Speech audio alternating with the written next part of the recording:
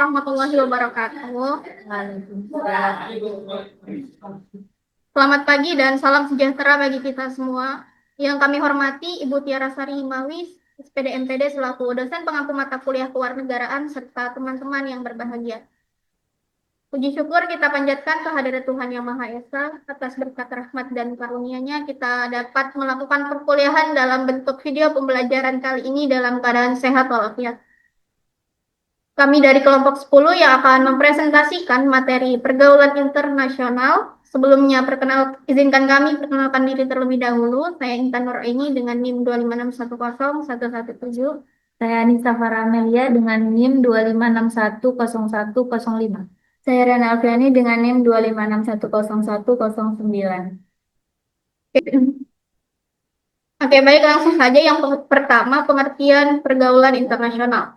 Pergaulan internasional merupakan hubungan yang dilakukan oleh suatu negara dengan negara lain dalam berbagai bidang seperti ekonomi, sosial, budaya, politik, dan keamanan. Hubungan ini terjadi dikarenakan negara tidak dapat berdiri sendiri karena memiliki keterbatasan sumber daya, baik dari sumber daya alam, sumber daya manusia, maupun sumber daya teknologi.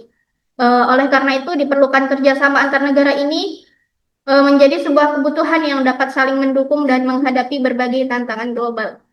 Selanjutnya, materi akan dilanjutkan oleh Riana Alfiani selaku pemateri 2. Ya baik, untuk materi kedua di sini ada bentuk-bentuk pergaulan internasional dan prinsip-prinsip pergaulan internasional. Bentuk pergaulan internasional di sini terbagi menjadi tiga. Yang pertama ada kerjasama bilateral, di mana kerjasama ini itu merupakan hubungan atau kerjasama yang dilakukan oleh dua negara saja. Contohnya kerjasama perdagangan atau diplomatik antar negara Indonesia dan Jepang. Yang kedua itu ada kerjasama regional, di mana kerjasama ini tuh dilakukan oleh negara-negara yang berada dalam satu kawasan atau wilayah geografis yang sama. Contohnya itu kerjasama negara-negara di Asia Tenggara melalui organisasi ASEAN. Yang ketiga ada kerjasama multilateral, di mana kerjasama ini tuh merupakan bentuk yang melibatkan banyak negara tanpa batas wilayah kawasan tertentu. Contohnya itu kerjasama dalam organisasi global seperti PBB. Dan selanjutnya ada prinsip-prinsip pergaulan internasional. Di sini terbagi menjadi 5 komponen. Yang pertama ada saling menghormati kedaulatan negara lain.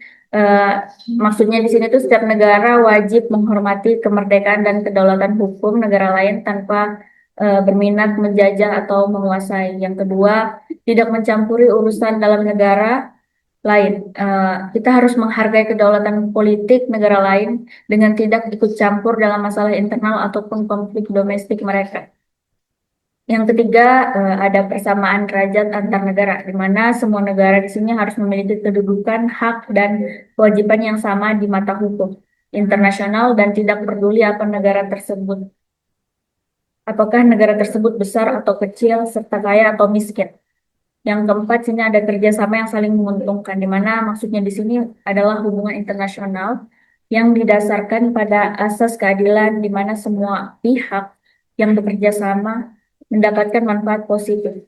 Yang terakhir ada hidup berdampingan secara damai. Maksudnya di sini itu berkomitmen untuk menjaga kedamaian dunia dan menyelesaikan setiap perselisihan atau konflik melalui jalan diplomasi, musyawarah, bukan dengan kekuatan militer ataupun peperangan. Yang mungkin itu dikembalikan kepada moderator.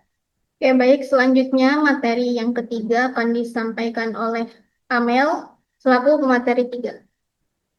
Baik, di sini saya akan membawakan materi tentang manfaat pergaulan internasional dan dampak negatif pergaulan internasional. Yang pertama itu manfaat pergaulan internasional. Ketika suatu negara membuka diri dalam pergaulan internasional, ada banyak manfaat nyata yang bisa didapatkan. Secara garis besar, kita bisa membaginya ke dalam dua aspek utama. Yang pertama itu untuk kemajuan internal negara.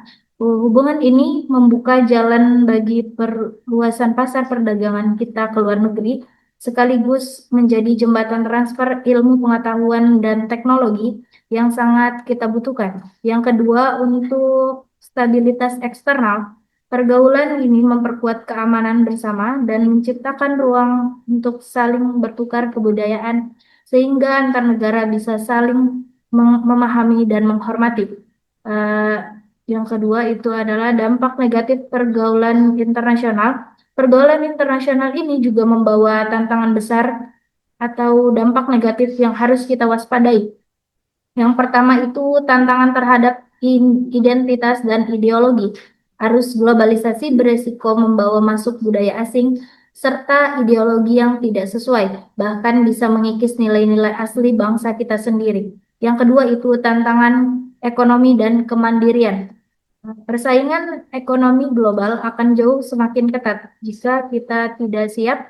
Bukannya untung, kita justru bisa terjebak dalam ketergantungan yang tinggi pada negara lain. Baik, saya kembalikan kepada moderator. Oke, baik. Terima kasih kepada seluruh, seluruh pemateri atas materi yang telah dipaparkan. Sebagai kesimpulannya, pergaulan internasional itu merupakan hubungan kerjasama antar negara yang memberikan banyak manfaat seperti perkembangan ekonomi, teknologi, pendidikan, dan budaya. Namun, pergaulan internasional ini juga dapat menimbulkan dampak negatif seperti meningkatnya persaingan antar negara. Oleh karena itu penting dari kita untuk memiliki sikap selektif dalam menerima pengaruh budaya dari luar dan tetap menjaga identitas bangsa Indonesia. Demikian presentasi dari kelompok kami. Apabila terdapat banyak kesalahan dalam penyampaian materi, kami mohon maaf. Kami tutup. Wassalamualaikum warahmatullahi wabarakatuh.